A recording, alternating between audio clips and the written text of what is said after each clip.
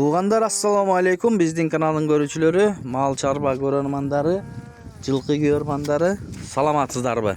Бүгін 27 март 2026 жыл. Ушул экраныңыздарда турган майда бышты болот экен. Мына майдын 22-синде бышты болот дейт, 3 жаш. Көрүңүздөр, мына баскан тургандарын байкем ары бери чаап көргөзүп берет, достор. Мына туяктарын караңыздар. Ден соолуктары өтө жакшы дейт. Көрүңүздөр, ушундай болгон бышты сатууга чыгып жатат бүгүн. Видеого лайк басып каналга катталганды унутпаңыздар. Мына туяктарын караңыздар.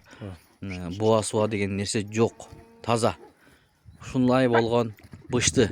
Туугандар, бул быштынын баасын 400 000 сомго коюп атат. 350 000 болсо беремин дейт. Аябай жакшы бир аттын баласы экен. Байке акча керек болуп атат, ошон үчүн сатып атам дейт. Эгерде жылкыга кызыккандар болсо, көрүңүздөр. Ээсинин номери экранда.